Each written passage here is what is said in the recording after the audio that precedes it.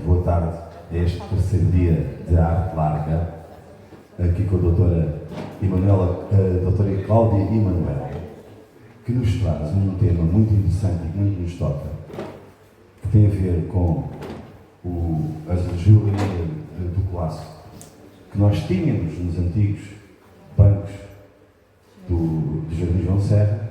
Depois, quando foram desmantelados, alguém levou e agora fizeram uma réplica. Depois, em 1954, fizeram uma réplica. Foi quando levaram, depois mais tarde fizeram uma réplica ali embaixo no jardim com uns azulejos de um tal de Aleluia, não sei se referencia. É uma fábrica. Pronto.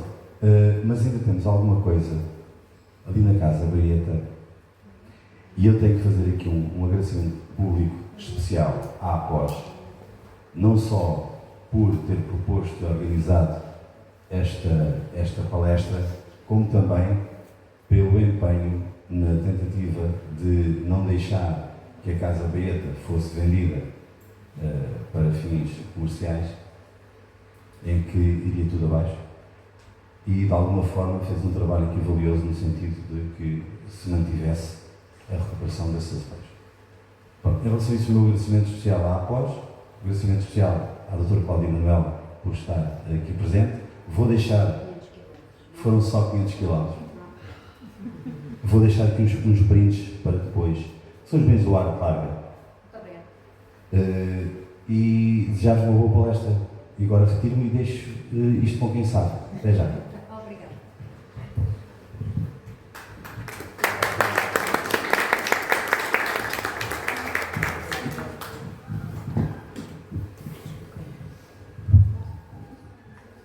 Bem, então agora sou eu, não é? Eu. Então, boa tarde a todos. Obrigado ao vereador João Evaristo. Obrigado à doutora Cláudia Emanuel, porque estamos hoje aqui para falar do património de Olhão, que é aquilo que anima a APOS, aquilo que leva a APOS a trabalhar, a desenvolver iniciativas deste tipo, procurando sempre, digamos, valorizar aquilo que é nosso, seja do ponto de vista do edificado, do ponto de vista da nossa cultura, do ponto de vista da nossa gente. Portanto, é isto que nos move, é isto que a APOS procura fazer no seu dia-a-dia. Este ano, a APOS decidiu participar no Festival da Arte Larga, com várias iniciativas, que já tentarei dar resumidamente uma ideia, porque este Festival da Arte Larga, de alguma forma, na nossa opinião, tem constituído nas suas 2 ou 3 edições como que uma lufada de ar fresco em relação àquilo que era a tradição da cultura por parte da Câmara Municipal. Isto não constitui uma crítica, constitui uma constatação factual. Agora, a preocupação parece que não fica apenas pela animação cultural. Agora, parece que há uma preocupação de fazer cultura. E este Festival da Arte Larga, o Festival Arte Larga, procura trazer, conforme o seu programa, procura trazer, ou dar a conhecer os autores de Olhão ou ligados a Olhão, a literatura, digamos, que se produz em torno das questões de Olhão, das artes visuais e das artes perfumativas. E, portanto, há um conjunto de iniciativas, de eventos, de ocorrências que vão desenvolver-se ao longo destes cerca de 2 semanas que o festival durará, e que vai juntar aqui dezenas de ações, sessões, iniciativas, eventos que procuram, de facto, trazer coisas novas, coisas diferentes, que, no fundo, ajudem e contribuem para elevar o nível cultural, o nível até de consciência cívica da população olhanense. Nós registramos esta atitude, saudamos-la e, digamos, de alguma forma, a APOS, que, digamos, tem passado por algumas fases do ponto de vista do olhar que a Câmara deita para a APOS, mas digamos que a APOS tem uma boa opinião em relação a esta iniciativa e por isso, digamos, procuramos envolver-nos e vamos envolver-nos com 3 iniciativas. Hoje estamos aqui para falar da Casa Baeta, dos azulejos Jorge Colasso que estão na Casa Baeta e que estavam no Jardim João Serra. Para isso temos connosco a doutora Cláudia Manuel, que é especialista na obra de Jorge Colasso, mas a doutora Cláudia Manuel, a nos perdoar, ela vai-nos falar da obra de Jorge Colasso e vai-nos tirar dúvidas, esclarecer questões certamente pertinentes e que estarão na cabeça de todos nós acerca da obra de Jorge Colasso. Mas vai certeza perdoar-nos por nós falarmos um bocadinho das questões da Casa Baeta. E, portanto, a Casa Baeta, para além da questão não pouco importante dos azulejos Jorge Colasso, que, aliás, são os azulejos, em grande medida, que têm motivado a APOS a desenvolver ações ou a procurar estar a acompanhar as questões da Casa Baeta. É aquele património que lá está, aquele património cultural que lá está, praticamente único no padrão algarvio. Não conheço muitas outras coisas neste Jorge Colasso, aqui no Algarve, em termos de azulejaria. Mas a doutora Cláudia Manuel vai nos ajudar a perceber melhor se ou não existem mais obras do mestre por aqui. Só dizer o seguinte em relação a esta casa, da Casa Baeta. A Casa Baeta tem merecido a atenção da APOS desde há muitos anos. Há muitos anos que a APOS tentou avançar num processo de classificação patrimonial que teve, enfim, vicissitudes várias e que, inclusive, levaram a que a proposta de classificação tivesse desaparecido. Sem saber como nem porquê, esse projeto esteve nas mãos da autarquia por volta de 2007, 2008, 2009 e, entretanto, desapareceu. Desapareceu esse processo. Portanto, lamentamos que assim tenha sido e lamentamos que a Casa Baeta não merecia que as coisas tivessem funcionado assim. Pronto, eu não vou demorar muito mais, só dizer que recentemente a Casa Baeta esteve em venda e julgo que ainda, acho que esse processo não está ainda concluído, mas esteve em venda e a certa altura surgiu a ideia de que a Casa Baeta, provavelmente todos conhecem, fica aquele edifício lindíssimo, que tem quase 100 anos, que fica ali na avenida, número 80, 69, 80 e picos, que já foi pertença dos bombeiros, já foi galeria de pintura, já esteve ligado à biblioteca, já esteve com o Elos Clube, e agora estava assim um bocadinho esquecido e, portanto, apareceu como se estivesse em venda. E aquilo que nos chegava é que teriam havido uns senhores na sociedade chinesa que tinham comprado a casa para a demolir, deixar intacta a fachada, que é uma das partes, enfim, mais significativas, os azulejos que tem na frontaria, mas que depois iriam construir ali um edifício de 6 andares. Nós na APOS soubemos disto e dissemos, isto não pode ser. Não pode ser. Alguém não está aqui a ver bem o que significa a Casa Baeta para os arenenses e para o Olhão. E, portanto, metemos ao trabalho e definimos uma estratégia para tentar abordar as questões da Casa Baeta. E aquilo que nós pensámos foi, nós temos que arranjar a maneira de assustar, entre aspas, o comprador chinês. Vamos dizer-lhe que se ele vai querer comprar a Casa Baeta para fazer um prédio de 6 andares, pois vai meter sem sarilhos, isto vai meter o património, vai ter a APOS aqui assim à perna, vai ter a população a querer defender a Casa Baeta. Portanto, é melhor os senhores chineses não, enfim, legitimamente não se meterem nisto. Têm toda a razão, todo o direito de comprar, mas é melhor não se meterem muito nisto. Bom, e conseguimos encontrar uma pessoa que estava interessada, ou pessoas que estavam interessadas na compra da Casa Baeta para revalorizar, para restaurar e para valorizar. Conseguiu chegar ao contacto com essas pessoas, enfim, mostraram de facto que tinham um objetivo, um projeto claro, consistente de recuperação da Casa Baeta. As coisas parece que estão a avançar, parece que há um contrato de promessa de compra e venda com dinheiro trocado. Agora as coisas parece que estão a andar, a marcar passo, porque o edifício tem um morador que os atuais proprietários não conseguem que ele saia. O senhor parece que não quer dinheiro, mas quer arranjar um outro local onde possa viver. E aqui talvez até mesmo a autarquia possa dar uma ajuda no sentido de se encontrar uma solução para isto. Como é que vamos defender uma casa que é centenária, que tem o património que tem, que é único em Olhão, e como é que vamos encontrar uma solução que seja do agrado de todos, dos compradores, dos vendedores, daquele senhor, da autarquia, da população, da comunidade?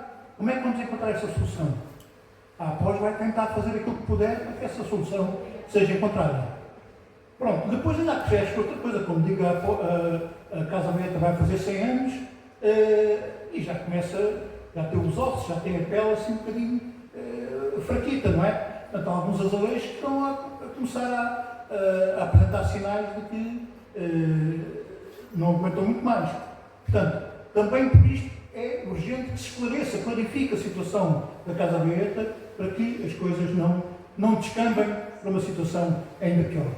Pronto, mas em relação à Casa Beata e agora em relação às questões dos azulejos, quer da Casa Beata, quer do antigo Jardim João Serra, a doutora Cláudia Manuel vai ajudar-nos certamente. Só para terminar, dizer que a APOS participa, como dissemos, neste Festival de Arte Larga, com mais 2 iniciativas. 2 8 dias, teremos aqui uma homenagem ao poeta e resistente antifascista Manuel Madeira, que saudamos aqui a filha Natércia Madeira, que este ano fez 100 anos, faria 100 anos, do nosso amigo Manuel Madeira, e que, para além de poeta, foi um cidadão íntegro, consciente, e por isso merece a nossa homenagem, e tendo em conta a colaboração, a proximidade que havia entre a APOS e o nosso Manuel Madeira, Sr. Manuel Madeira, a APOS evoca, homenageia nos 100 anos do seu aniversário. Teremos ainda, no dia 16, uma evocação do professor António Rosa Mendes, que, digamos, para além de um professor universitário reconhecidamente mobilizador dos seus alunos e na forma como trabalhava, digamos, conforme lidava com a comunidade académica, foi também um homem que se encantou com Olhão.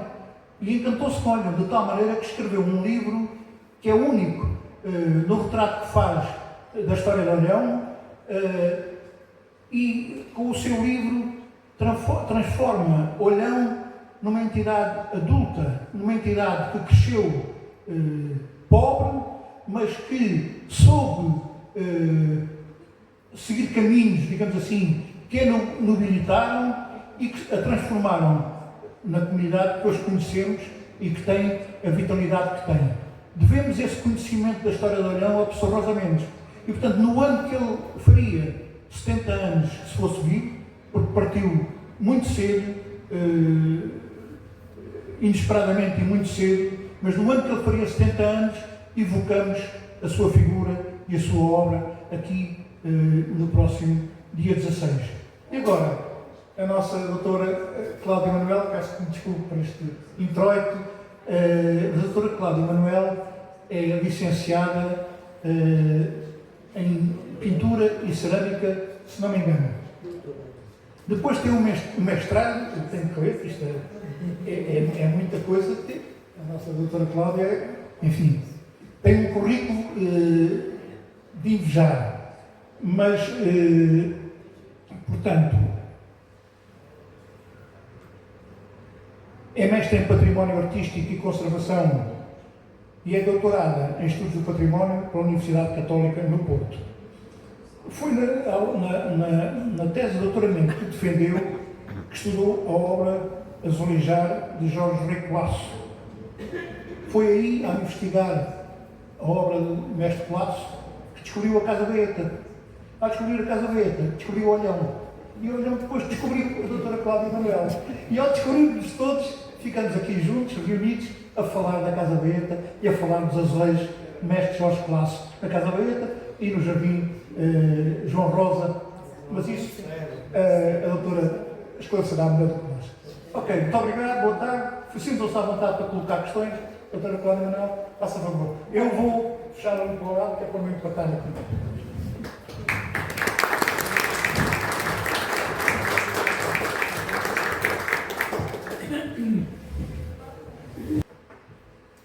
Muito obrigada. Conseguem-me ouvir bem?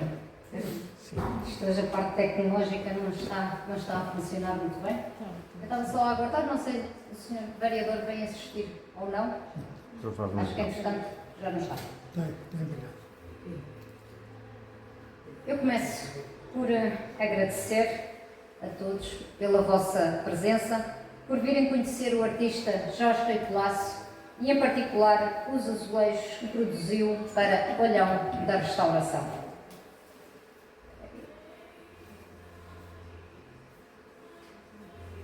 Um obrigado especial. Peço desculpa. Se fizer assim, escuso para olhar para trás. A ver se a confirmar se realmente eles mudaram. Um obrigado especial à APOS, que conheço há quase uma década, através do Dr. António Paula Pinha e, posteriormente, ao Dr. José Castanheira, que me ajudaram a trilhar e a perceber os caminhos de Jorge Colasso por Olhão. Em particular, pela iniciativa de, em conjunto com a Câmara Municipal, me permitirem hoje estar aqui e ter a oportunidade de mostrar os caminhos descobertos, dando uma oportunidade de também eu poder valorizar e salvaguardar a azulejaria olhanense. Só subir.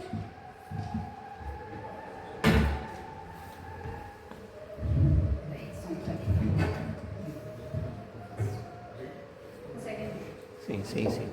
Está bem.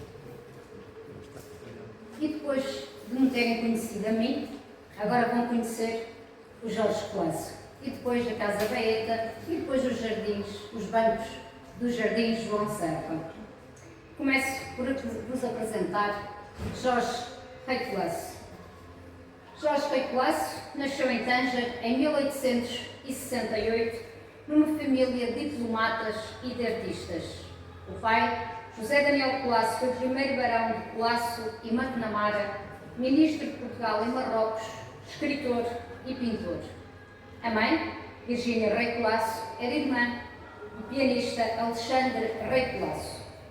Tais ligações familiares permitiram-lhe ter contacto com as elites sociais e com as artes desde muito novo. Em finais do século XIX, a opção mais natural no seu contexto socioeconómico seria ter estudado numa Academia de Belas Artes em Portugal, tal como sucedera com seu pai, que estudou na Lisboa. No entanto, a sua escolha recaiu em não seguir a via académica, mas sim frequentar ateliês de artistas no estrangeiro, como o ateliê de Perrin em Madrid e o de Courmont em Paris. Em 1894, após alguns anos a dedicar-se à caricatura e à pintura de cavalete em Paris, regressa a Tânger por imposição paterna, onde é nomeado vice-cônsul, tarefa que rapidamente abandona. Na verdade, ele diz que não se entende com papéis, diz que os trabalhos burocráticos são incompatíveis com o seu temperamento e vai para Lisboa. E o problema coloca-se aqui. Ele regressa a Lisboa, disposto a emigrar para o Brasil. Todavia, o amor. O amor que falou sempre mais alto. Ele teve que buscar um apelinho ao embaixador de Portugal no Brasil, Tomás Ribeiro. O problema é que estava o Tomás Ribeiro aqui e a filha do Tomás Ribeiro a beber chá ali por casa. E, portanto, o Jorge Colasso foi buscar o papel, mas meteu o olho na filha do Tomás Ribeiro. E, portanto, já não houve Brasil para ninguém. E o casamento aconteceu 2 anos depois. Portanto, em 1898, o Jorge Colasso celebra então o matrimónio com Branca de Gonda. Ela foi uma poetisa muito influente nos círculos culturais portugueses. Daqui a pouco regressaremos a Tomás Ribeiro, ao embaixador, ao ministro e ao poeta que nos deixou no seu Dom Jaime a eterna estrofe: Portugal, um país da Europa à beira-mar plantado. Colasso foi um notável ilustrador e caricaturista ao serviço de vários jornais da época, tendo inclusivamente dirigido a revista e um suplemento humorístico do jornal O Século, e sido colaborador a título permanente no Figaro. Dedicou-se à pintura, tendo essencialmente pintado temas relacionados com mouros, mas sobretudo destacou-se como pintor de azulejos, tendo desenvolvido esta atividade maioritariamente em Portugal na primeira metade do século XX. As amizades e o reconhecimento que tinha entre as elites da época proporcionaram-lhe uma carteira de clientes e de oportunidades de trabalho que ajudaram à difusão da sua obra artística.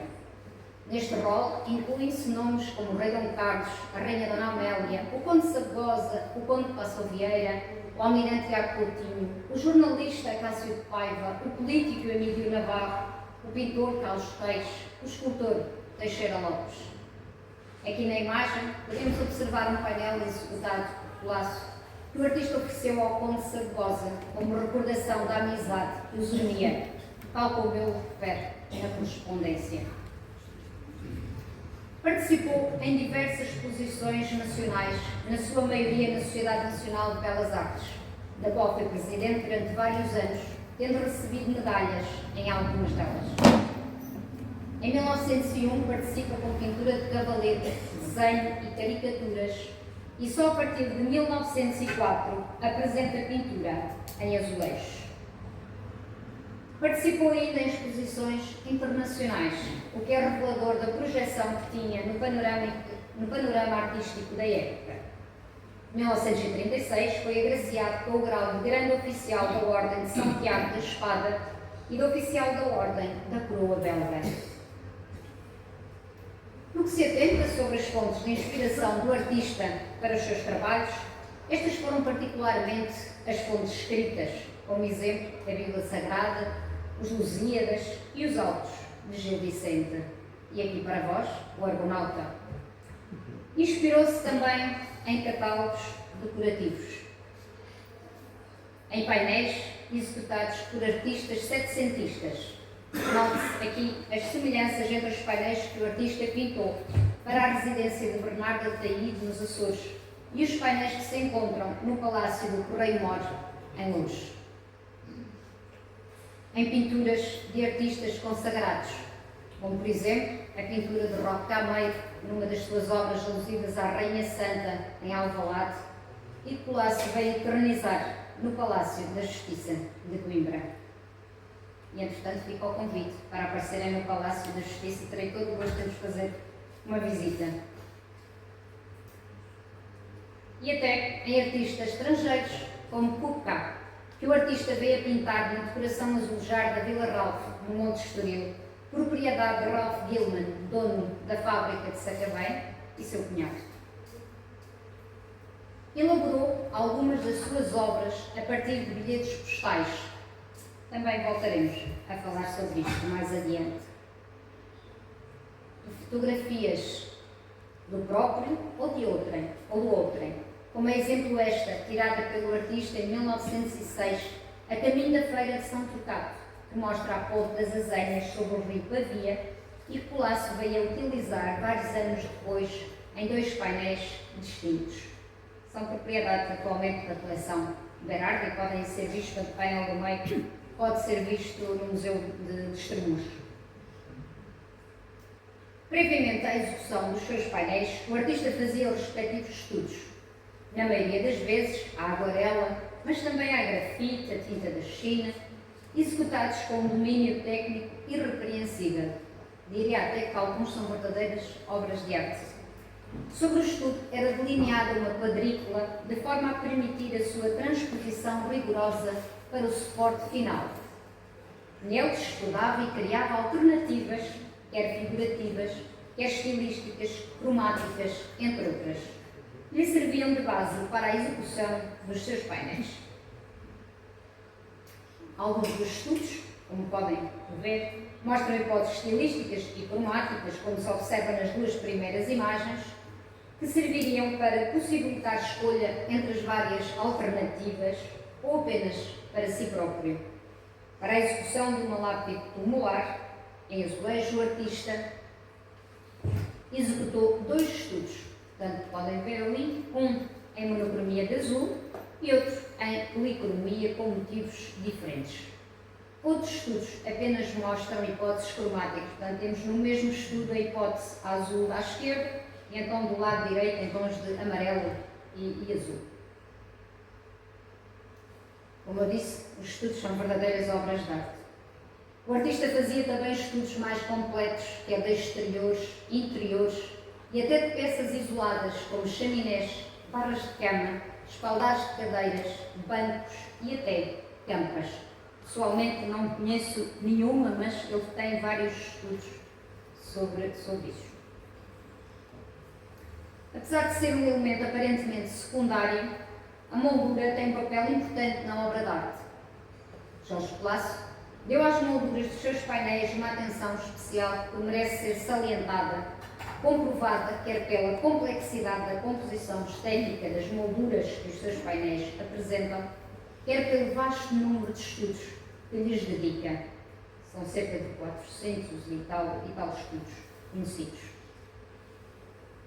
Em alguns, e comparativamente com o painel final, notam-se alterações que poderão ter sido realizadas por vontade do artista, do encomendador ou de outros.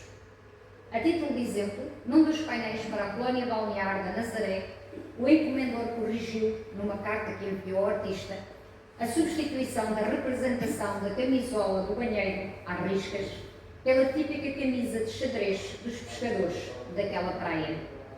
Também voltaremos a falar sobre isto. Como imaginam, tudo aquilo que eu estou a falar acontece exatamente o mesmo em relação aos painéis de olhão. Portanto, as mesmas recomendações que foram feitas em relação à Nazaré, às riscas então, da camisa da Nazaré, é exatamente a mesma coisa em relação que aconteceu em relação aos painéis aqui de olhão. Os estudos não identificados poderão corresponder a painéis ainda não localizados, perdidos ou que nunca chegaram a ser executados. Repara, eu basta ter um desenho que não tenha nada escrito, dificilmente eu consigo associá-lo. Se eu não tenho nenhuma pista, não consigo dizer, olha, este painel pode estar na casa de alguma pessoa aqui, em qualquer lado. Não é? Portanto, tem que ter um mínimo de pistas.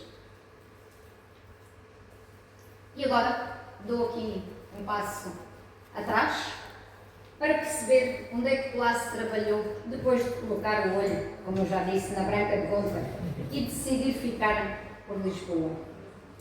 Colasso teve 4 ateliês.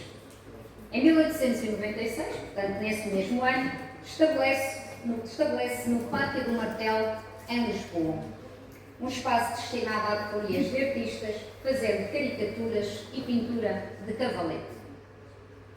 Em 1902, conhece a família Gilman, proprietária da fábrica de Sacabém, uma vez que a sua cunhada, a Irene de Monta, portanto irmã da Branca, se casa com Ralph Gilman, filho, portanto, do proprietário, do James Gilman. Portanto, o proprietário da fábrica de Sacabém era o James Gilman, o filho era o Ralph Gilman, e é este Ralph Gilman que vai então a casar com a Irene. Sempre ávido de experimentar novas artes e novas técnicas, teve a oportunidade de conhecer em Sacabém a pintura em azulejo. Prefere o artista que estava na altura de fazer ressurgir o azulejo, o género de decoração tão belo e tão português, completamente desprezado, quase esquecido. Pouco tempo depois chegam as primeiras encomendas, dando início à sua carreira artística de pintura de azulejos. É nesta altura que se estabelece na rua Dom Pedro V. Neste período, utilizava os azulejos da fábrica de Sacabém e cozia-os na mesma fábrica. Até que um jornal da época que foram visitar uma exposição que o artista tinha na rua Dom Pedro V e dizem: saímos de lá desgostosos e maravilhados. Maravilhados porque gostamos de tudo. Desgostosos porque não tínhamos dinheiro para comprar nada. Portanto, é neste sentido que depois a carreira dele então começa. Na verdade, numa dessas exposições, vai o rei Dom Carlos e o conde de Passou Vieira, que era um dos ministros, um dos seus ministros, também se dava bem com o Colasso, com o pai do Colasso, enfim, é elite da época. E o Colasso vai-lhe fazer ali um choradinho de que está casado e tem os filhos, e será que não tem ali nada que eu possa ir pintar? E o conde Passou Vieira diz, apareça amanhã no meu escritório e falaremos. E eu sei disto tudo porque a Branca de Contas escrevia tudo no seu diário. E lamenta-se e tal, pronto. Mais ou menos assim, estamos pobres, não temos dinheiro nenhum. Viramos a folha e diz, amanhã viajamos para Londres. Portanto, um conceito de pobreza assim. E então o conde Passou Vieira diz, apareça amanhã lá no meu gabinete e falaremos. E portanto, ele logo, a Branca escreve, no dia seguinte, antes que alguém mudasse de ideias, o Colasso apareceu logo lá no gabinete do Passou Vieira. E a primeira grande encomenda que ele vai ter é para a Faculdade de Ciências Médicas, em Lisboa. Depois, como o mundo é aqui uma casquinha de nós, também falamos sobre isso daqui a bocadinho. Portanto, ele recebe a encomenda para a Faculdade de Ciências Médicas e a seguir, quem é que se dá bem com o conde Passou Vieira? Emílio Navarro. Emílio Navarro, que era o responsável pelas obras públicas que se estava a construir no Palácio do Saco. Diz que não encontra ninguém que lhe faça uns azulejos como ele gosta. E o Passou Vieira diz-lhe, de certeza que lhe arranja a pessoa certa. E o conde Passou Vieira diz, Emílio Navarro, vem cá ao meu gabinete, quero-te apresentar uma pessoa. Rapidamente, o Emílio Navarro depois diz, rapidamente, em 5 dias, uma semana, 2 semanas, o artista já me tinha os esboços todos para o Palácio do Saco.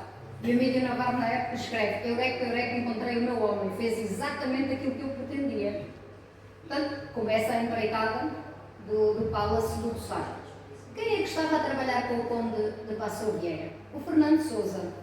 Fernando Sousa vai ficar responsável pela estação de São Bento. E, portanto, tendo em conta que tinha visto a Faculdade de Ciências Médicas a ser construída e tinha visto o que o Colasso fez para o Palácio do Saco, não perguntou mais ninguém, simplesmente convidou o Colasso para ir fazer a estação de São Bento. Portanto, hoje, quando entramos na estação de São Bento e vimos aquela obra fantástica, a verdade é que é assim, é a terceira obra, é a terceira coisa quase que o Colasso faz. Portanto, não... Vocês aquilo que aqui têm, já o Colasso pintava há 25 anos, mas o que está lá, ele só pintava há 3. Portanto, estão a ver, ele precisava de ser mesmo muito bom, mas também ele só começa a pintar azulejos já com 36 anos. Portanto, já não era propriamente um rapazinho, portanto, já levava aqui quase 20 anos a pintar telas. Portanto, podia não ter o traço para a cerâmica, mas já tinha o traço bem apurado para o desenho. E, portanto, é isto que... Vamos ver se eu não perco. 27, 28. É por isso que isto está tudo numerado, que é para eu não me perder. Portanto, podem me interromper à vontade. Perguntem, que eu depois volto aqui ao número, está bem? Anos mais tarde, por questões práticas, muda-se para um ateliê na fábrica de Sacavém, onde trabalha de forma independente. E aqui este painel fantástico está atrás de uma porta do convento de Mafra, mesmo atrás de uma porta, tapadinho com uma carpete. E aqui, em 1923, por desavenças diversas querem dizer aqui nas entrelinhas, a Irene e o Ralph Dillman divorciam-se. Portanto, ficou assim um clima um bocadinho estranho para ele continuar a trabalhar na fábrica de Sacavém, apesar de não ser nada com ele, era com a cunhada dele e, portanto, pelo sim, pelo não, ele optou por ir trabalhar para outra fábrica.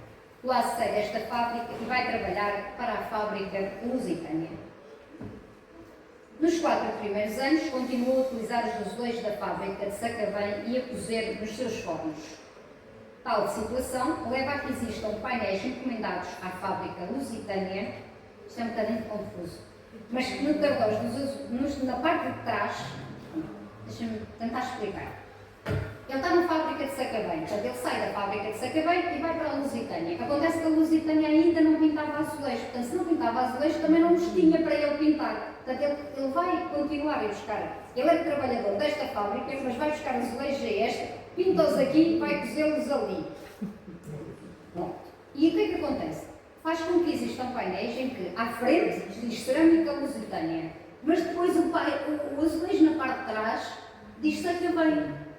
Estão a ver? Qual foi o problema disto tudo? É que, entretanto, a fábrica lusitânia construiu uma fábrica nova e colocou nos seus nos papéis da fábrica a dizer Jorge Colasso, pintor da fábrica lusitânia. E a fábrica de Sacavém não achou muita graça. Porque, afinal de contas, ele era o pintor deles, mas a utilizar o material dos outros, a cozer no forno dos outros. Ele estava a meio de uma grande encomenda para Lourenço Marques e a coisa não foi fácil porque ele cose de uma maneira um bocadinho diferente, pinta e cose os azulejos de uma maneira um bocadinho diferente, vamos ver isso mais à frente. E portanto, ele ia fazer uma ginástica com os fornos para não deitar fora aquilo que já tinha feito, mas manter então essa qualidade que ele tinha na fábrica lusitânia. Os vossos azulejos aqui são exatamente esse período de transição, são dos primeiros azulejos que ele já cose, portanto já pinta e já cose, da fábrica lusitânia, à frente e atrás. Está bem? Em princípio. Portanto, eu nunca vi a parte de trás, mas pelas datas será isso. Portanto, quer à frente, quer atrás, são portanto lusitânia.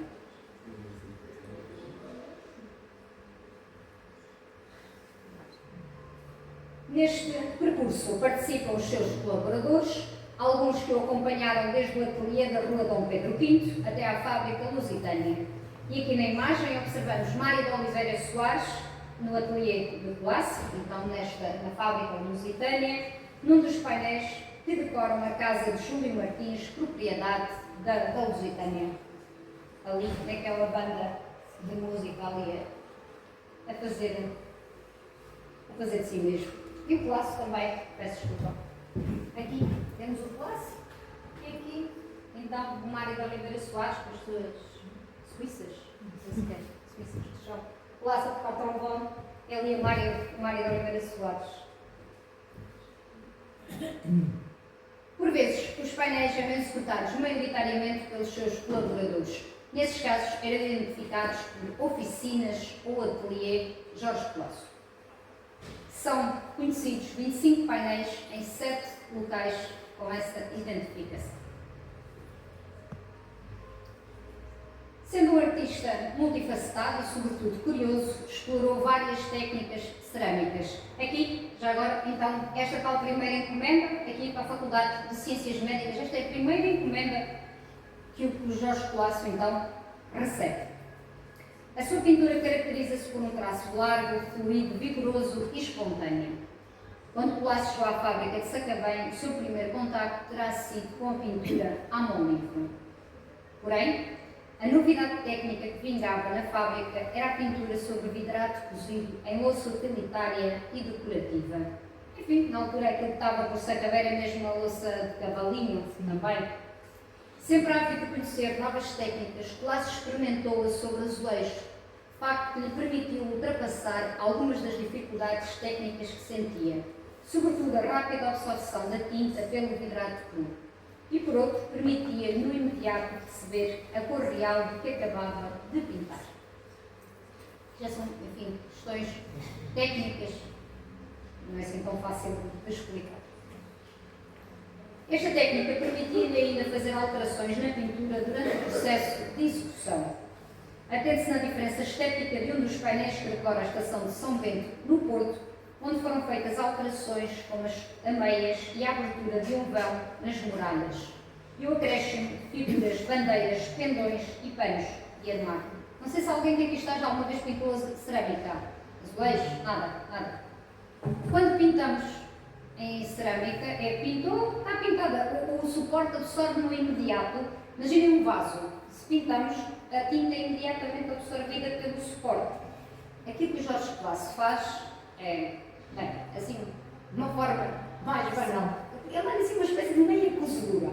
O suporte vai ficar nem muito nem pouco absorvente. O suficiente para absorver a tinta, mas mesmo assim o suficiente para ele poder apagar aquilo que pintou sem deixar rastro. E isso faz o quê? Com que o seu encomendador lhe diga, altere, faça, acrescente, Estão a ver? As ameias inicialmente, isto são fotografias quando os painéis estavam a ser pintados. Aqui tem assim uns círculos. Depois o encomendador manda apagar e manda fazer ameias. Esta é a porta da Vandoma, que na altura se estava então a construir e, portanto, que manda colocar ali em evidência. Só mais uma coisa, a encomenda é feita em 1905, os painéis só vêm a ser colocados em 1916, na comemoração dos 6 anos da República. Lá se o monarca dos 4 estados não é convidado sequer para a inauguração da estação de São Bento. E o que é que vai acontecer? Os painéis vão ser cortados, portanto os painéis eram retangulares. Se forem à estação de São Bento, vão ver que existem portas, estas portas redondas, e portanto o painel que era o retangular, não é? Portanto vai ser cortado por esses vãos, então em semicírculo que estão na estação, ali como vem, portanto, aquele, não sei se isto tem um contexto. Portanto, este bobozinho aqui, estão a ver, está aqui a cabecita dele. Portanto, temos uma parte muito grande dos painéis de São Bento que foram, infelizmente, cortadas. Por acaso consegui encontrar várias fotografias e, portanto, me permitem ver os painéis de São Bento como seriam no original. Aqui a pintura. Lá se utilizou ainda a técnica da corda seca, nestes bancos em Viseu. A pintura sobre superfícies texturadas, dourados e prateados. E a técnica da serigrafia em azulejo, que provavelmente foi usada pela primeira vez em Portugal por Jorge Colasso. E agora a pergunta que se coloca é quase: e que temas pintou Jorge Colasso sobre azulejos? A enorme diversidade da sua obra torna a tarefa de marcar limites temáticos muito difícil. Pintou principalmente episódios históricos, cenas religiosas, monumentos, pinturas de género, retratos, paisagens e fauna e flora. Contudo, o seu grande lema, eu acho que já vou um bocadinho, contudo, o seu grande lema era pintar Portugal. A sua obra expõe a comoção nacional provocada pelo ultimato inglês, estando o espírito nacionalista presente numa grande parte da sua obra. Segundo o próprio Jorge Colasso, neste tempo de brumas, o nacionalismo é a atmosfera salvadora. Apesar da história da arte ao referir-se a Colasso destacar sobretudo a pintura de tema histórico-militar, a inventariação que realizei permitiu constatar que essa era apenas uma das vertentes temáticas do artista. Por outro lado, a determinação, quer do tema, quer do assunto, dependia sobretudo do local para o qual era concebido o painel. Aqui na imagem podem ver os painéis que decoram a capela de São Francisco de Assis, cujo tema de caráter religioso remete para este santo. Aqui, na Academia Militar, em Lisboa, de tema militar, e em que os assuntos dos painéis estão de acordo com os cursos que aí selecionaram. A escolha do tema e do assunto dos painéis encomendados dependia, na maioria das vezes, do encomendador. Todavia, algumas vezes definido o tema, a escolha do assunto ficaria por conta do pintor. Aqui, Palácio da Justiça de Coimbra, mais uma vez, cujo tema geral, a justiça e factos históricos relacionados com Coimbra, definidos pelo encomendador. Os assuntos específicos foram definidos pelo artista. Como vem, portanto, ele optou por Rainha Santa em Coimbra, enfim, Dom Dinis também, temos um pregoeiro, portanto, mas o tema, aquilo que lhe foi indicado é Coimbra e figuras históricas de Coimbra ligadas à justiça. E esta foi então a opção de Colasso. Apesar de ter atravessado vários regimes políticos, desde a monarquia constitucional, a Primeira República, a ditadura militar e o Estado Novo, o artista manteve-se fiel às suas preferências temáticas nacionalistas e revivalistas. Uma parte significativa da sua obra encontra-se nas estações ferroviárias. Aqui, bem perto de vocês também, cerca de 150 painéis. A sua maioria aborda temáticas ao estilo de bilhete postal, com assuntos alusivos ao local onde se encontram ou a publicitar destinos turísticos. Aqui bem perto de vocês, perto, Évora, Beja, Narvão, Val do Peso. No caso específico da estação de São Bento, são representadas essencialmente cenas históricas e de costumes que mostram um ideário narrativo. Na maioria das estações ferroviárias decoradas pelo artista, tal decoração já estava prevista desde o início da construção do edifício. Outras, como por exemplo, podem ver ali aquela grande estação de Marvão, portanto era uma estação bem pequenina, em 1920, que depois é ampliada na década de 30. Na década de 30 leva azulejo enxaquetado, azulejo ao xadrez branco e verde, que 10 anos depois, 5 anos depois, são substituídos pelos azulejos do Jorge Colasso. E aqui, uma coisa bastante interessante, engraçada quase. Uma primeira abordagem da obra azulejar do artista é inegável a quantidade de cavalos que figuram nas suas composições. No entanto, após uma análise mais aprofundada, encontraram-se uma grande variedade de espécies animais, onde se destaca o rigor técnico da execução e da anatomia. Terá sido o pintor que maior variedade de fauna pintou. Não sei, mas dificilmente se encontra uma galinha com os pintainhos, três gatos a brincar, uma ranche, enfim. E aquele cão que aparece em todo lado, um cão branco com uma mancha a meio, ali no canto inferior esquerdo. No que se refere às molduras, a diversidade técnica e estilística que se encontra é equivalente à que surge nos motivos centrais. No levantamento efetuado, deparámos com molduras, quer simples, quer mais elaboradas, monocromáticas e policromáticas, das mais diversas formas e dimensões, com efeitos cenográficos, com diferentes significativos na composição, de qualquer forma, quase sempre de forte impacto visual. Até fantasiosas, como estas no Palace do Saco. Note-se a quantidade de animais imaginários que remetem para os medos do desconhecido durante os descobrimentos. Estas aqui, bem parecidas com as vossas. De gramática neobarroca, neogótica, neoárabe, neomanuelina, arte nova, arte deco. Com mais ou menos ligação ao tema representado. De qualidade técnica e pictórica superior ou inferior. Aqui, ela, Aquário Vasco da Gama, executadas à mão livre, por estampilha, aerógrafo, tubagem, em relevo, por estamparia, com azulejos de padronagem ou com elementos figurativos. Aqui a estação Évora e Beja. Não, estes são todos de Beja. Estes são muito parecidos, a encomenda foi feita na mesma altura. Muitas destas molduras tinham cartelas a identificar o assunto representado no motivo central, localizadas quer na parte superior, quer inferior do painel, quer até como separação de assuntos.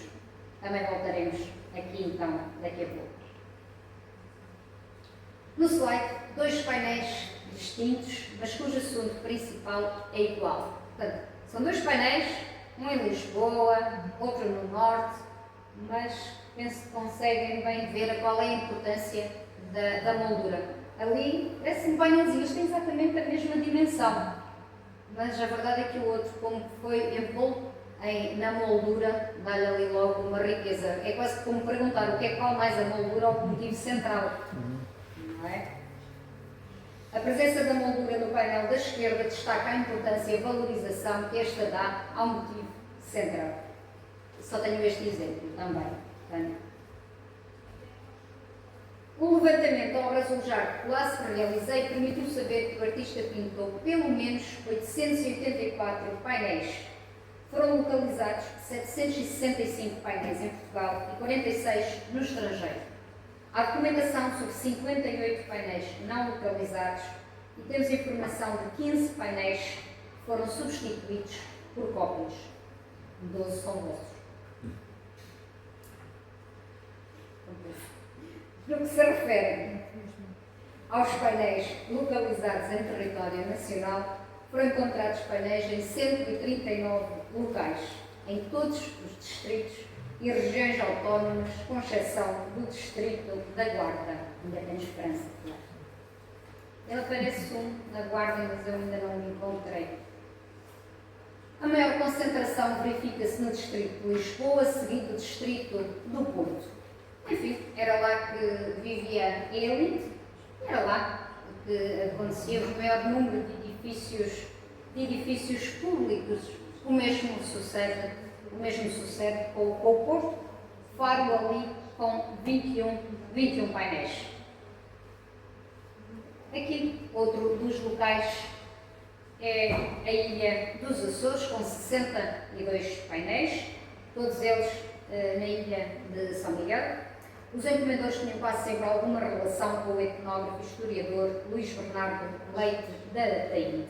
A temática alude a episódios históricos, figuras ilustres, costumes, tradições específicas da ilha onde se encontrou. E aqui também, em Viseu, onde nasceu Tomás Ribeiro, sogro do artista, e cujas encomendas se devem sobretudo a ligações de amizade ou familiares com este. Na maioria das vezes foi possível perceber o percurso dos painéis, desde quem foi o encomendador, privado ou público, se a decoração com azulejos foi contemplada pelo arquiteto ou se foi colocado em data posterior. O motivo, a razão da escolha do respectivo tema, como este painel alusivo a São João Batista, foi colocado numa localidade cujo horário era esse santo. No que se aponta aqui sobre a imprensa, agora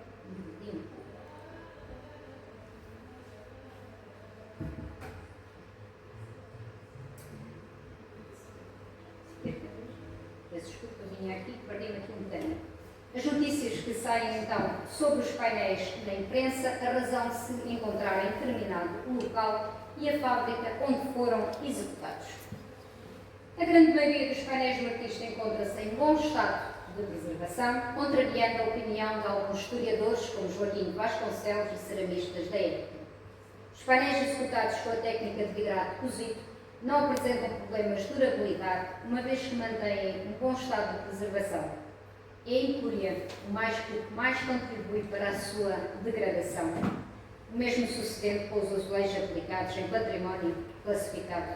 Há bocadinho, o Dr. José Castanheira já nos tinha falado disto. O problema, na maioria das vezes, é a incúria. E foi exatamente esta incúria que me levou a viajar 482 km já hoje. Mais outros tantos agora quando regressar. Mais uma vez, um agradecimento à Câmara Municipal de Olhão e à APOS pela luta diária que trava na valorização e salvaguarda do património olhanense. Há uns meses atrás, o meu telemóvel tocou com a triste notícia que havia o risco de perda dos azulejos da Casa Baeta. Penso que depois de tudo aquilo que ouviram sobre o artista que pintou os azulejos que a decoram, todos vós já os valorizam um bocadinho mais. Os outros têm, mas vocês também. Atenta, aliás, à Lei 79 de 2017, que a remoção de azulejos de fachada só é autorizada pela Câmara Municipal em razão da ausência ou diminuto valor patrimonial relevante dos azulejos. O que neste caso específico não seria pertinente, uma vez que, e seguindo os critérios definidos para a atribuição do valor patrimonial dos azulejos de fachada, os azulejos de alta classe que decoram a Casa Baeta têm valor patrimonial. Esmiuçando um bocadinho a lei, qualquer pessoa que tenha azulejo nas suas fachadas, independentemente de quando foram colocados, isto quer dizer há 100 anos ou quer dizer hoje de manhã, para o remover tem que pedir autorização à Câmara Municipal. E aí, a Câmara Municipal de acordo com os critérios que estão definidos, vai dizer os azulejos têm valor ou os azulejos não têm valor. Não têm valor e podem-nos retirar. Têm valor, não os podem retirar. Claro que aqui, a seguir à lei, entra também uma coisa chamada bom senso. Porque, por vezes, nem sempre é possível manter a edificação onde eles estão aplicados. E, portanto, como eu disse, aqui mais do que a lei entra o bom senso e aquilo que se tem tentado fazer é, pelo menos, aplicar os azulejos originais na nova edificação. Posso-vos dizer que os arquitetos, por vezes, encontram soluções fantásticas, basta querer. Como imaginam, nem sempre querem. Mas, pelo menos, tentamos e isso aí depois fica na mão da Câmara Municipal. Portanto, a Câmara Municipal só aprova o projeto depois de os azulejos estarem integrados na nova edificação. Eu diria que é um mal menor, não é uma solução fantástica, é uma solução boa. Pronto, o inimigo, o fantástico é sempre o inimigo do bom. É o possível. Senhora. Mais uma vez, em meu nome pessoal e com toda a certeza em nome de todos os olhanenses, agradeço a todos os envolvidos que permitiram salvar a Casa Baeta e os azulejos de Jorge Colasso em particular. Para o Algarve, Colasso recebeu 3 grandes encomendas, para a Capitania do Porto Vila Real de Santo António e 2 para o Conselho de Louleiro, para decorar a Casa Baeta e os bancos do Jardim João Serra. No que se atenta sobre a Casa Baeta, esta foi construída em 1927 por Domingos Lourenço Baeta, antigo vereador da Câmara Municipal de Olhão e um representante da pujança económica da época, uma vez que era proprietário de uma fábrica de conservas de peixe fundada em 1916. Com a edificação da Casa Baeta, pretendeu fazer um tributo à sociedade, economia e história de Olhão que tanta riqueza lhe trouxeram. Em 1960, uma parte do imóvel foi alugada à Câmara Municipal de Olhão para a instalação dos bombeiros municipais e em 1989 para a instalação da Galeria Adriano Batista, Biblioteca Municipal e o Elos Clube de Olhão. Após 2006, o edifício foi entregue aos seus proprietários herdeiros. A casa, com 2 pisos, apresenta uma fachada frontal simétrica, composta por um frontão triangular proeminente a encimar a parte central do primeiro andar e 2 painéis laterais de azulejos estoreados da autoria de Jorge Colasso, situados na chaminé dos 2 pisos.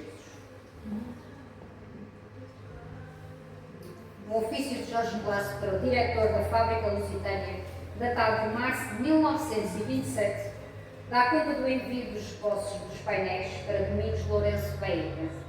Indica quais os motivos a representar nos painéis e faz sugestões sobre o que colocar numa cartela que sirva para dividir as cenas. Eu disse que voltávamos aqui. Aqui apenas um parênteses aos azulejos, mas não ao património. Até 2006, a assinalar a cimalha do imponente edifício, estiveram 4 esferas jardilares em pedra colocadas no seguimento das pilastras verticais que estavam associadas às viagens marítimas dos olhanenses e que em setembro de 2009 já não se encontravam no edifício. Só um pequeno apelo, quem sabe, proceder à sua recolocação a quando das obras no edifício.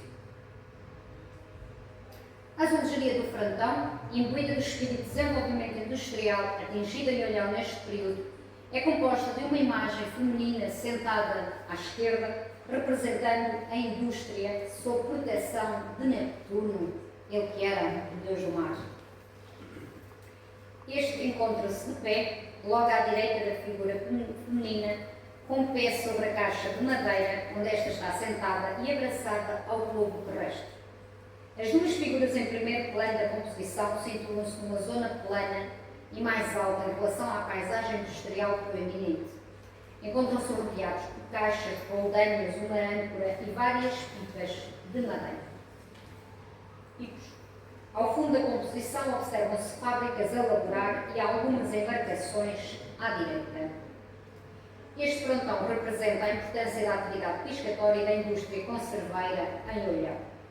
Eu não sei se porventura este local existe, eu não consigo identificar, não sei se quem conheça aqui bem Olhão se consegue identificar aquele varandim.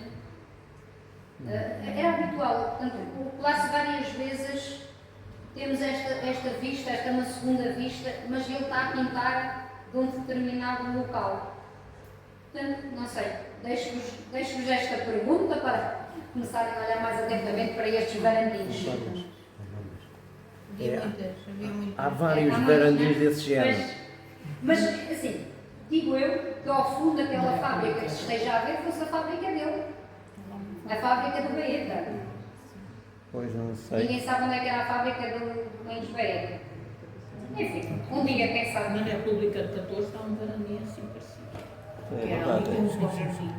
Tem um jardim aqui na República de 14. É verdade. Na Avenida. Pronto, tá. É um varandim também semelhante. Sim. Eventualmente onde desce para ver a fábrica do Domingos Baeta. Quer dizer, eu suponho que ele coloca a fábrica dele e não a fábrica de outro. Claro. Sou eu a pensar. É possível que sim, que sejam fábricas sem Pois. anónimas, vá. É. O painel que fica entre os pisos no lado esquerdo do imóvel apresenta 3 cenas distintas numa homenagem à fauna marítima e à sua importância para Olhão. Caiques em cenários de pesca, nomeadamente a pesca de cerco da sardinha, do atum com armação e da arte chata.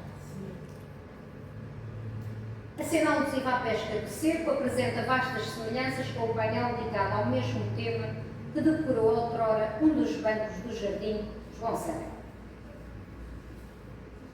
A cena central, tal como referido anteriormente, apresenta um cenário de pesca, especificamente da pesca de cerco do atum com armação. Também este tema estava representado num dos painéis do Jardim João Serra. A cena do lado direito mostra a arte-chave em todo o seu esplendor, aqui sem a certeza de o termo estar aqui corretamente aplicado. Os homens, recorrendo à força braçal, fazem a recolha do chalabar para a terra com o auxílio das cordas. Dentro do barco, o compasso com remos é ditado pelo seu timoneiro, tal feito um maestro com a sua batuta a conduzir a sua orquestra, ou até, e seguindo as palavras do GNR, pelo homem do leme. A título de cotejo mostra-vos outro homem do leme, da Lavra de Colasso, mas para outro painel.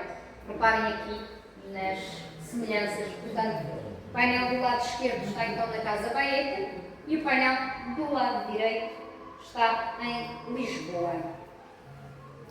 Este homem do leme governava o barco de um painel que decorou o mercado da fruta do Cais da Ribeira, em Lisboa, exatamente na mesma altura, no mesmo ano em que ele estava a executar os painéis para Olhão. Ele aproveitou os anos, pronto. Neste caso, o homem do leme e o seu barco estavam em grande plano e daí a maior pormenorização das figuras. Estão a ver ali, este painel é enorme. O painel tem garantidamente, o painel do mercado da fruta é garantidamente uns 3 metros. Portanto, eu estava a fotografar de um primeiro andar cá para baixo. E portanto o painel é mesmo muito grande. Portanto, como veem, era normal que as figuras estejam muito mais definidas. Então, que aquele pedacinho ali do timoneiro, aqui na Casa Baeta.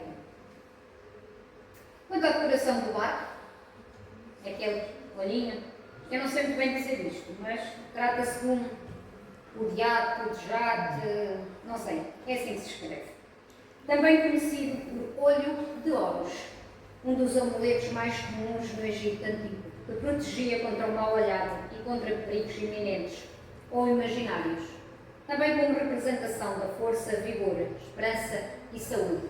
Mais ou menos como damos bem com Deus e com o diabo. Portanto, eles levam os dois.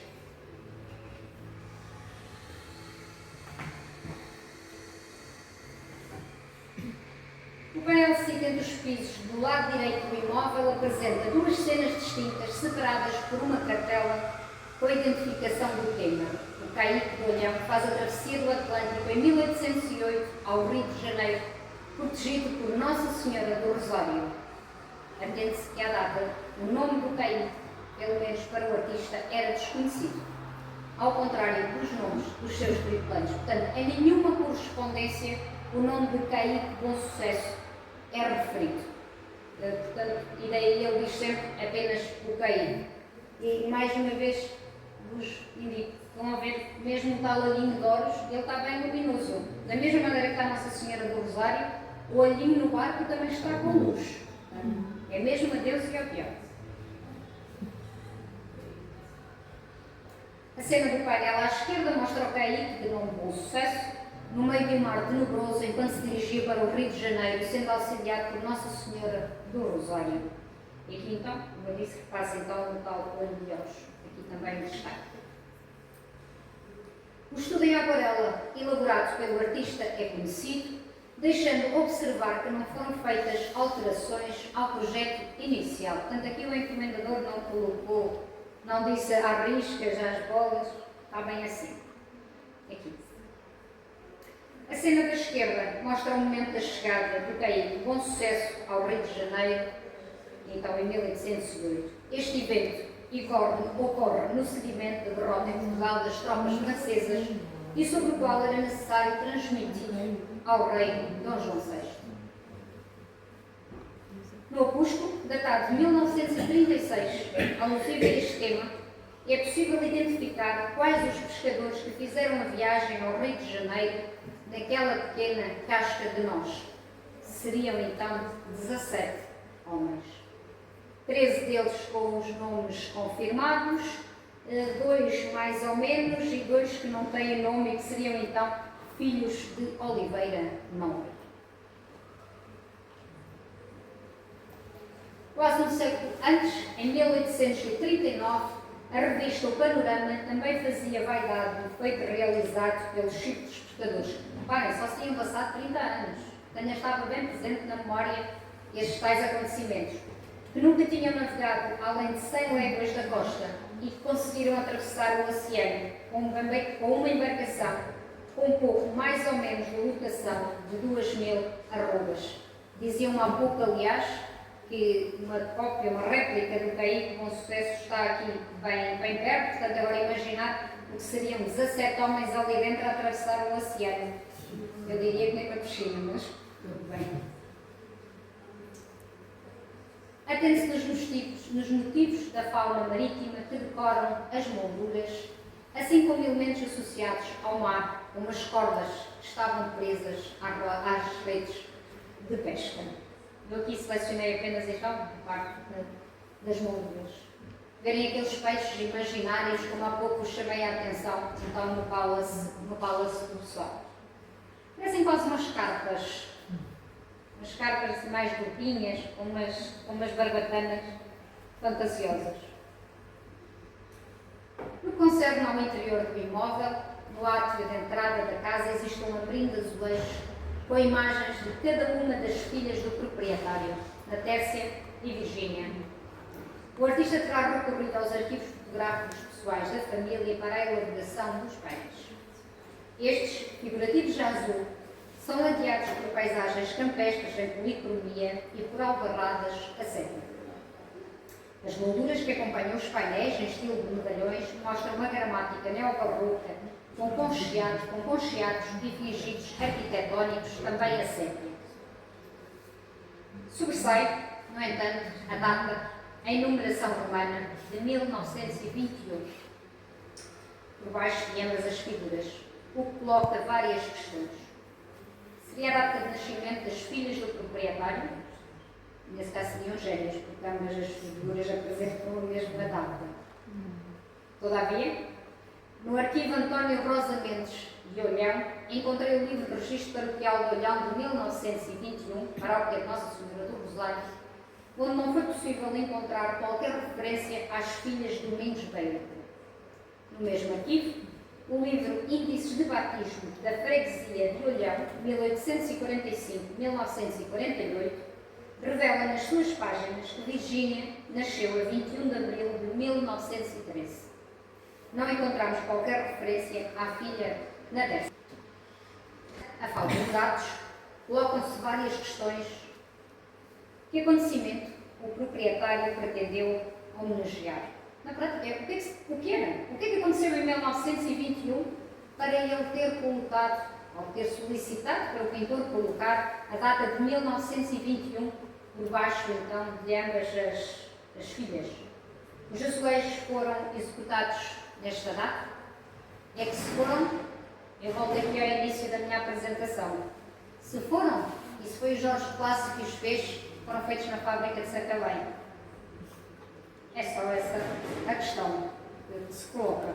Podiam ser feitos pelo Clássico, podiam não ser. Essa data, os azulejos também podem ser de 1927, tal como os do exterior. De qualquer modo, fica a pergunta, fica a dúvida, o que é que quer dizer a data, o que é que significa a data de 1921. Independentemente de tais dúvidas um dia virem a ser esclarecidas, o facto, esse provado, e sem quaisquer margem para dúvidas, é que os azulejos que decoram a Casa Baeta, quer os do exterior, quer os do interior, merecem, por tudo aqui exposto, o seu conhecimento, a sua valorização e, sobretudo, a sua salvaguarda. Ao mesmo tempo, se construía a Casa Baeta, o Jardim João Serra, inaugurado em 1903, era equipado com bancos, ou que eventualmente já existiam, mas decorados com azulejos de Jorge Clássico. Mais uma vez, e por que agradecer não ter mais, a após por permitir a utilização dos postais antigos, onde é possível admirar os bancos de azulejos originais nesta apresentação e em todo o seu estudo. E aqui, muito obrigada, Dr. António. Já nos conhecemos há quase uma década, quando comecei a estudar os azulejos do Clássico.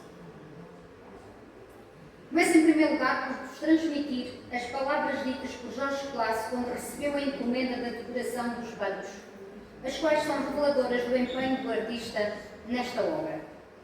Sendo os meus antepassados de remotos tempos do Algarve e nascendo eu em Tânger, hei de pôr na execução todo o meu enternecimento de algarvio, da Aquém e da Além-Mar, algarvio diz, para que a obra figure digna da vila de vossas excelências e de mim. Pelo teor do ofício enviado por Jorge Clássico ao Presidente da Câmara de Olhão, João Mendonça, em julho de 1927, ficamos a perceber que a iniciativa de tal decoração terá partido de Jorge Clássico. Recorde-se que o artista era aquilo que designamos atualmente por trabalhador independente. Portanto, ele fazia propostas a várias câmaras, a várias entidades, para executarem painéis, e no caso da Câmara de Olhão, a resposta foi positiva. Da encomenda faziam parte 12 bancos, todos assinados pelo artista, segundo as indicações que lhe foram transmitidas. Portanto, a cartinha diz mesmo: queremos que todos os painéis, para não estarem dúvidas, todos os painéis têm que estar assinados. E, portanto, seriam 4 bancos monumentais, seriam alusivos ao caído com sucesso de Olhão a caminho do Brasil, sob a proteção de Nossa Senhora do Rosário. A chegada do caído ao Rio de Janeiro, 22 de setembro de 1808, o infante Dom Henrique em Sagres e o início da revolta contra os franceses no átrio da Igreja Matriz. No pico do verão, 17 valentes pescadores voluntariaram-se, ou à força não sabemos, para ir ao Rio de Janeiro dar a boa nova ao rei Dom Afonso VI. Os olhanenses tinham conseguido expulsar os franceses. Com um pequeno caído, partiram de Olhão a 7 de julho, rumo ao Brasil, tendo como proteção a padroeira Nossa Senhora do Rosário. O já citado opúsculo de 1936 refere que o rei ficou tão maravilhado e admirado com o feito dos simples pescadores, comprou a pequena embarcação por 6.000 cruzados.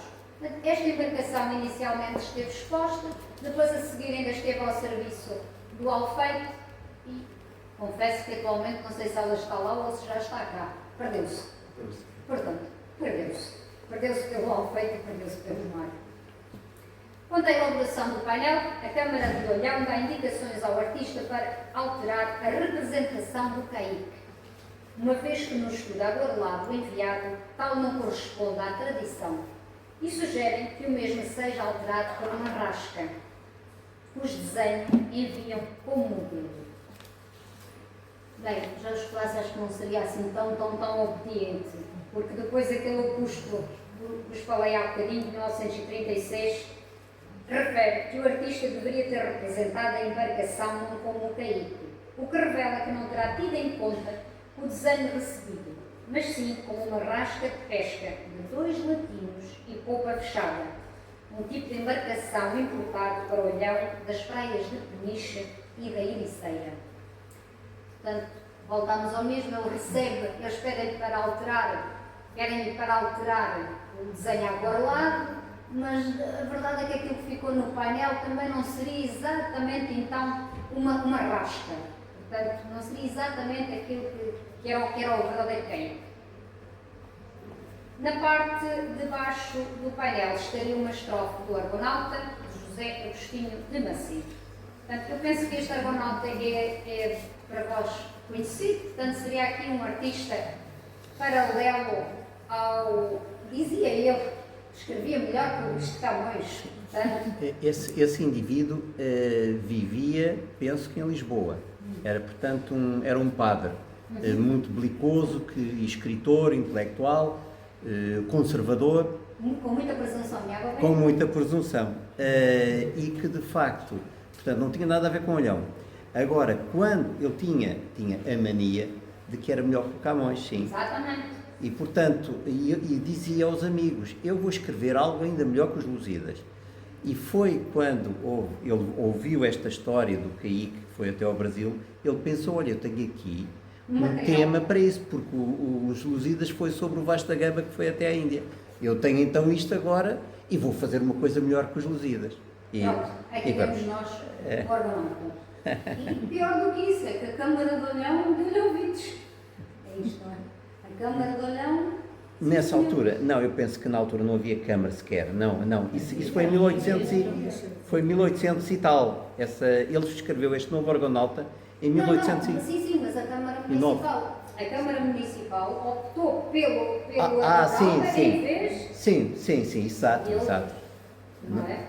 Não, no nosso caso, quer dizer, isso é engraçado e nós somos a única terrinha que tem uns Lusíadas só para ela. Exatamente. Pode não ser os Lusíadas, mas já é bom, já é importante, já nos orgulha. A encimar este painel, a Câmara indica a colocação das armas de Olhão, cujo desenho pode ser fornecido pelo Excelentíssimo Senhor Afonso de Ornelas. Em 1926, o município havia solicitado à secção de heráldica da Associação dos Arqueólogos Portugueses a elaboração de alguns projetos para um estudo de armas do município de Olhão.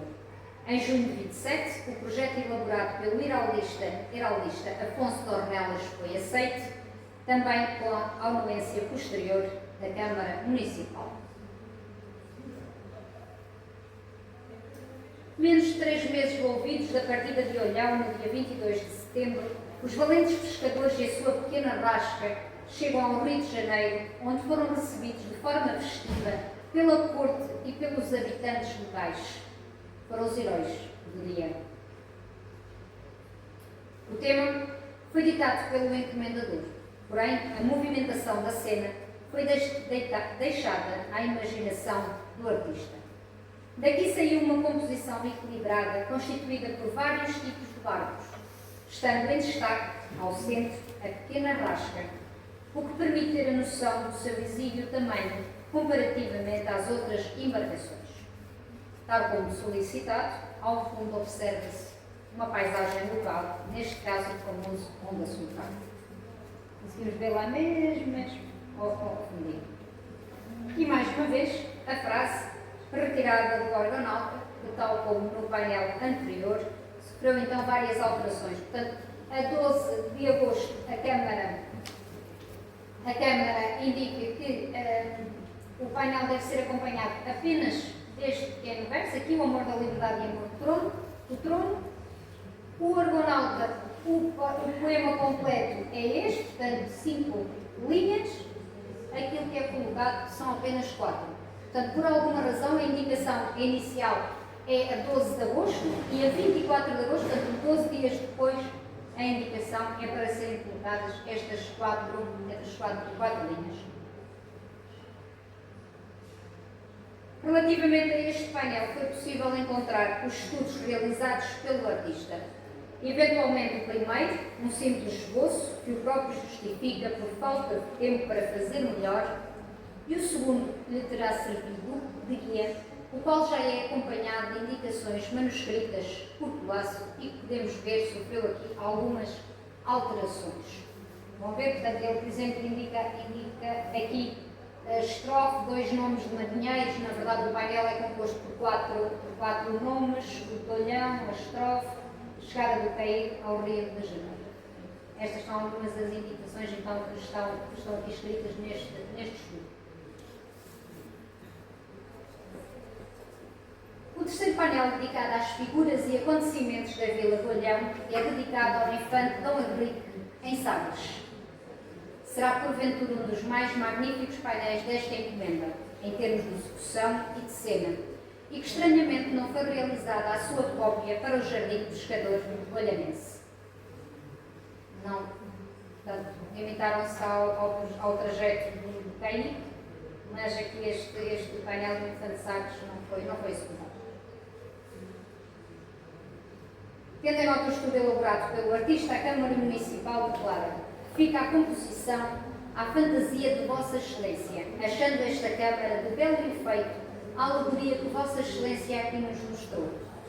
O banco era encimado pelas armas da província do Algarve. A escolha da Câmara por este tema não está identificada, colocando-se como hipótese esta pretender homenagear o reconhecido navegador que viveu em Sagres, no Algarve, pelas bravuras e lutas que este, tal como os pescadores do Caí de Rasca, tiveram a enfrentar o mar bravio e os monstros imaginários, sendo que ambos conseguiram atingir, apesar das agruras, os seus objetivos. O quarto banco é dedicado ao momento em que, em pleno dia do Corpo de Deus, à hora da missa, cerca das 10h30 do dia 16 de junho de 1808, em frente à Igreja Matriz, o povo de Olhão, comandado por José Lopes de Sousa, decidiu avançar na luta para expulsar os franceses. Parece que os franceses estavam a colocar muitos impostos em cima, muitos impostos, e há alguém que diz: mas somos pescadores, homens do mar, homens de barreiros já não somos.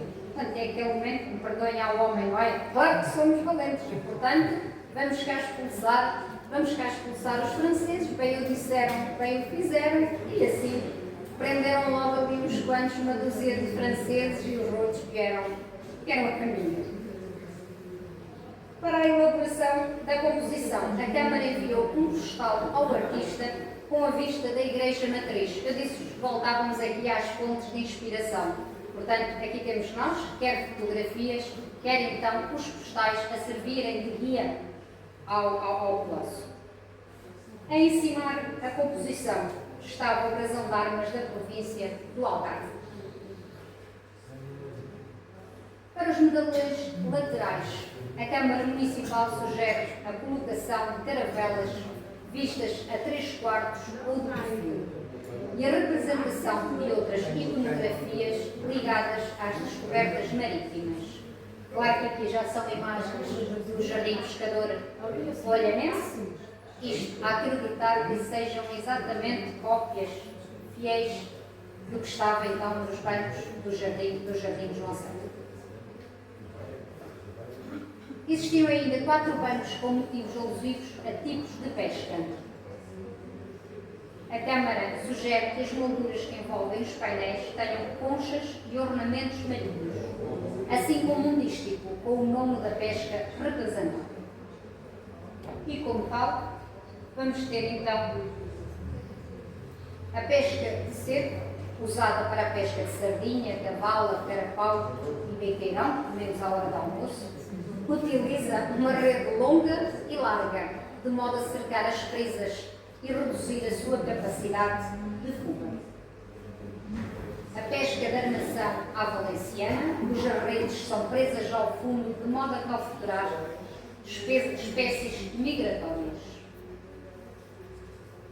Aqui também a pesca do atão, também vamos abordá-los. E aqui, relativamente à elaboração deste painel, a Câmara Municipal sugere a utilização de um quadra-pastel de veras conhecido, executado pelo Rei Dom Carlos sobre este tipo de pesca. O laço segue tal indicação e, para além deste local, utiliza a mesma fonte de inspiração para um painel na Capitania do Porto Vila Real de Santo António e para um painel que outrora pertence à Caixa Geral de Depósitos. Portanto, vamos ter aqui o quadra-pastel do Rei Dom Carlos, aqui o banco, a pesca do atum, então, no Jardim João Serra, aqui na Capitania do Porto Vila Real de Santo António, e aqui um painel que esteve há pouco tempo exposto no Museu Nacional do Azulejo e que outrora pertenceu à Caixa Geral de Depósitos. O quarto painel da temática pescas aluda à pesca da sacada. Para a execução deste painel, o encomendador enviou uma fotografia que serviria de fonte de inspiração. Portanto, esta aqui é uma fotografia daqui, de olhar, e será exatamente essa fotografia que é enviada ao artista, quase uma fotografia da época. Os restantes 4 bancos seriam alusivos a motivos regionais e figuras de relevo locais. São estes 4 bancos que também não foram feitas réplicas no Jardim Pescador Olhanense. Portanto, vamos ter então os 4 bancos que passarei a falar de seguida e o tal banco, então, alusivo ao Infante Salles. Assim, no primeiro banco, ao centro, encontra-se em destaque o patrão Joaquim Lopes. Ele que era um homem do mar, um olhanense que salvou centenas de vidas no mar. Ele que o governo graduou pelo seu mérito de segundo tenente da Armada. Ele que o governo graduou pelo seu mérito de segundo tenente. Ele que foi agraciado com o colar de oficial de Torre Espada. Em 1976, no jardim que tem o seu nome, em sua homenagem, foi colocado um busto, ladeado pelas palavras do seu amigo e admirador, Tomás Ribeiro. Eu disse que voltávamos aqui ao Tomás Ribeiro. Ganhou o que as traz ao peito hábitos e medalhas, nunca matando irmãos, mas a rasgar montanhas. Tomás Ribeiro, o sogro de Jorge Colasso, o amigo do patrão Joaquim Lopes. O mundo é muito pequenino. Nas laterais dos bancos estariam motivos regionais e, infelizmente, pouco perceptíveis. Mulher montada em burro e carro de vendedor de água. Este último tendo como modelo um postal. Portanto, podem ver aqui, vão ver aqui, postal número 5. Claro que pronto, o ideal seria encontrar estes postais.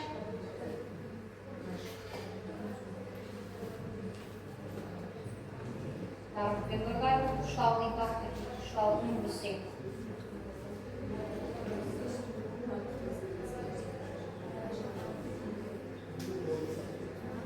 O segundo banco é dedicado ao olhanense Estevão Afonso. O retrato foi feito a partir da fotografia deste que se encontra na monografia de Olhão, que havia sido enviada ao artista. Portanto, ele na carta ele diz mesmo, o Estevão Afonso faça o seu retrato a partir da monografia que lhe enviamos, página 256, se a memória não me falha. Ele que foi médico do compromisso marítimo durante 40 anos, médico municipal e guarda-mor da saúde e o primeiro vereador da primeira Câmara Municipal de Olhão. Ele que foi condecorado, quer pelo rei Dom Luís, quer pela Câmara Municipal. Nas laterais do banco estaria a vista de Olhão, Vila de Vista e Morisca e uma composição com uma mulher com piolho. E por falar em Vila Morisca, chamo-vos a atenção para o remate destes motivos regionais. O motivo circular é acompanhado por uma moldura quadrangular, a qual é encimada por azulejos recortados cujo pormenor se observa aqui no canto superior direito. E estes motivos remetem para a azulejaria hispano-morisca, a azulejaria do século XV, XVI, que se visualiza também na Sala dos Cisnes do Palácio da Vila de Sintra. Portanto, aqui vamos ter dois, aqui um, dois, três, quatro. E depois aqui, na estação ferroviária de Évora e de Beja, também bastante próximos então deste remate de molduras. Quanto ao bioco, era usado em conjunto com a capa. Era uma espécie de burca usada pelas mulheres de olhão que apenas deixavam vislumbrar os seus olhos. A sua proibição foi decretada em 1892, no entanto, há quem indique que foi uma vintena de anos antes. O terceiro banco enaltece a figura de Gilianes. Ele se coloca como hipótese ter nascido em Olhão. Ele foi responsável por várias explorações marítimas na costa ocidental africana e, em particular, por ter cobrado o Cabo Bujador. O motivo do lado esquerdo mostra a Casa do Compromisso, atual Museu Municipal. No lado direito observa-se um homem a cavalo. Para o quarto banco, a opção recaiu na reprodução da medalha que Dom João VI concedeu aos olhanenses em recompensa da viagem ao Brasil. Ao voltarem da viagem, os modestos, mas valentes pescadores ostentavam ao peito uma medalha de prata com que os distinguira o rei e cujo uso se estendia a todos os habitantes de Olhão. Habita a Câmara Municipal a medalha, tal como se observa ao cimo desta carta e que o artista deveria seguir. Aqui em destaque, então, no slide. Este, então, é o papel timbrado da Câmara Municipal, na época, e é exatamente a partir deste desenho da carta que é solicitado ao Palácio que faça, então, o motivo central deste banco. No centro, teria um logo e em volta a legenda Viva a Restauração e o Príncipe Regente Nosso Senhor, 15 de novembro de 1808, data da elevação de Olhão, a Vila da Restauração. Passou de uma pequena aldeia para a Vila da Restauração. Os motivos regionais que acompanham o banco mostram uma mulher fazendo renda ao bilro à porta de uma casa e o movimento do porto de Olhão com as quilhas de caixas de conservas locais, prontas para embarque. Também este foi suportado a partir de um postal. Nós olhamos e não vimos quase nada. A carta é que identifica os temas. Em março de 1928, o Laço envia um ofício a João Mendonça, alusivo à colocação dos painéis. Por um lado, tal informação permite-nos saber que os bancos só estariam prontos depois desta data. E por outro, que o custo total da sua aplicação foi de 4,500. Só a aplicação. Quanto ao custo, caro. Um pouco caro. Até para os cofres da Câmara. Que não chora.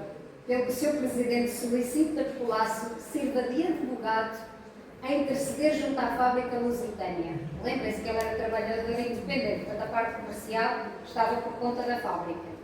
Uma dúzia de dias devolvidos, o Laço Afiança conseguiu alguma coisa e diz mesmo, com todo o empenho que me merece a sua simpatia, a sua amabilidade e a minha qualidade de algarvio.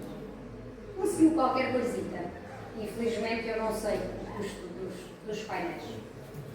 Mas, quase a terminar, há aqui uma outra surpresa. 1930, 2 anos envolvidos da inauguração, então, dos bancos do Jardim João Serra. Em dezembro de 1930, João Mendonça, Presidente da Câmara Municipal ainda, volta a contactar o Laço com vista à elaboração de mais bancos para o jardim. Desta vez, os assuntos deveriam estar relacionados com a história contemporânea. Esta foi a indicação que a Câmara dá ao artista. Tal como anteriormente, o artista decidiu os assuntos. E o Laço propõe a criação do primeiro município pelo Duque de Palmel. Passagem do dirigível com referência ao padre Bartolomeu de Guzmão e a sua passarola. A viagem de Gato Coutinho e Sacadura Cabral ao Brasil. Ele justifica esta escolha dizendo: em cotejo com a viagem realizada pelos pescadores olhanenses ao Rio de Janeiro. O artista sugere colocar este painel, este banco, nos penedos São Pedro e São Paulo. Suponho que saibam o que sejam. Não? Seria então lá no jardim. E diz, por ser o ponto culminante que demonstra o lado científico da viagem. Presta-se então sugestivo roteiro da nossa história marítima a uma alegoria que evoca o passado, vendo o passado presente na sua esteira gloriosa. Esses penedos de São Pedro e São Paulo não deve ser aqui em Olhão, isso deve ser noutro local. Não sei, será no Brasil? Quando Mas quem está a contactar é o presidente do Olhão. Para então o artista fazer mais 3 painéis. Pois, não estou a ver quem são esses penedos. Não. Infelizmente, por alguma razão, tal encomenda não se chegou a realizar. Se calhar continuava a ser muito baixo. Resta-me agradecer e desejar que os atuais bancos do Jardim Pescador Olhanense, que apesar de serem uma cópia dos originais, já ganharam o seu próprio valor. Afinal, já têm quase meio século e foram pintados pela fábrica Aleluia.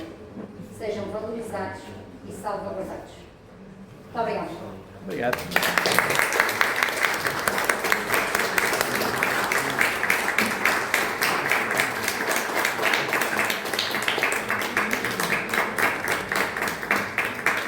E agora, resta-me ficar à vossa disposição para tudo o que queiram perguntar. Eu gostaria de perguntar às pessoas, nomeadamente às mais antigas, que possam saber alguma coisa destas filhas do Domingos Baeta, porque, pelo que eu sei, eram 2 senhoras, sim senhora, uma delas devia ter sido, se calhar era Ana Tércia, tinha uma deficiência mental e por isso talvez não tenha tido um percurso normal. Mas a outra senhora sim, era essa senhora Gina. A minha mãe, que tem 94 anos, lembra-se delas. E por isso há certamente pessoas antigas em Olhão que possam saber alguma coisa. Não sei se há aqui alguém que saiba. Provavelmente não. São as filhas do senhor Domingos Baeta, a Virgínia Baeta, você sabe alguma coisa? Eu andei na escola primária na Catalinha, numa neta deste senhor. Numa neta, pois. Que se calhar seria filha desta Virgínia. Deve ser, sim. Neta andei, que eu sabia onde é que ela morava, ainda cheguei lá. E se calhar, e o irmão, que eu penso que portanto, o neto também dessa Virgínia, terá sido professor. Só me lembro da minha. E creio que, inclusivamente, foi professor da escola do ciclo preparatório Pedro Santarém, em Lisboa. Porque eu, quando era miúdo, estive lá e lembro que havia lá um senhor que a minha mãe conhecia e que acho que tinha a ver com... Era um neto. Baeta era a minha avó e morava no Montenegro. Era dono daquela parte do vendida que era a Arábia, onde era o aeroporto. Baeta. E era também alguns em fábrica de Timor, que é também Baeta, que é da mesma família. Eu não sei se este senhor, porque agora fiquei retirado, se é da família da minha avó. Pois, não sei. Pronto, enfim, não teve mais nada. Bem, se calhar isto está... É já para a entrada. É já para a entrada? Deve ser. Começa a se entrar no livro do apartamento, através do passeio,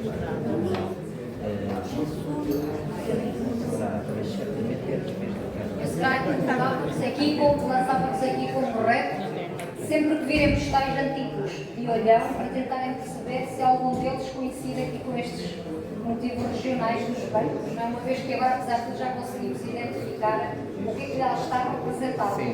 Não é? Nos postais são muito pequeninos e não permitem ver o que é que está. Mas pelo motivo, sabendo o motivo é mais fácil, não é? José, o microfone é todo seu. Bom, Pensei que ele ia tirar uma parte. então vamos encerrar esta nossa sessão hoje.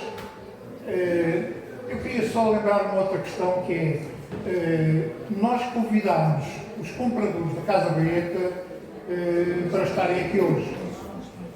Só que os senhores estão no estrangeiro e, portanto, não tiveram possibilidade de estar. Tentámos também que a família, os herdeiros atuais, os proprietários da Casa Baeta, estivessem também. Mas não foi possível o contacto, não conseguimos chegar à fala com os senhores. Pronto, então, daquilo que aqui se coloca, parece que há uma questão que podia ser muito interessante.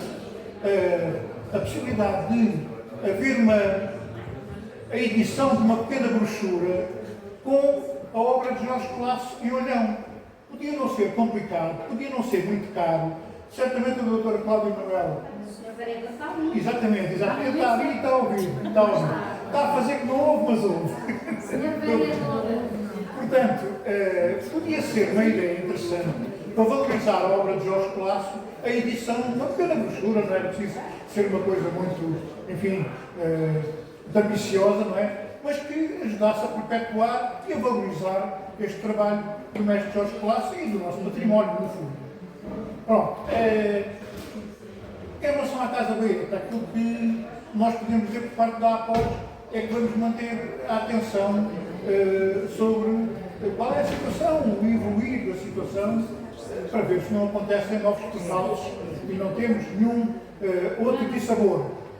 Depois, mesmo para terminar, eu queria lembrar que 2 a 8 dias teremos aqui uma nova iniciativa da APOS numa homenagem ao poeta e resistente antifascista Manuel Madeira, portanto, 2 a 8 dias por esta hora não, pelas 4 horas da tarde. E, para terminar, agradecemos à doutora Ana Cláudia Silveira a deslocação, esperemos que tenha gostado da nossa terra. Gostou muito, eu sei que gostou muito do almoço, da comida, não gostou muito. Com direito à mas não foi. Não gostou muito termos esperado tanto, mas aquilo de facto estava com muito movimento. Mas pronto, é uma experiência que provavelmente guardaram. Tenho que cá voltar para comer no outro dia da semana. Pronto, A comida guardaram. estava boa, o tempo de espera que foi quase 1 hora. Mas isso. Pronto, a comida estava boa. Pronto, valeu a pena esperar, estava muito saborosa. Para terminar então, obrigado doutora Cláudia e Manuel, e vamos oferecer-lhes, para se lembrar daqui do Olhão, uma chaminé, uma garrafinha, com o símbolo da APOS. Muito bem, muito Agora obrigada. se lembra do Olhão e volte sempre. Muito obrigada. Tá bem?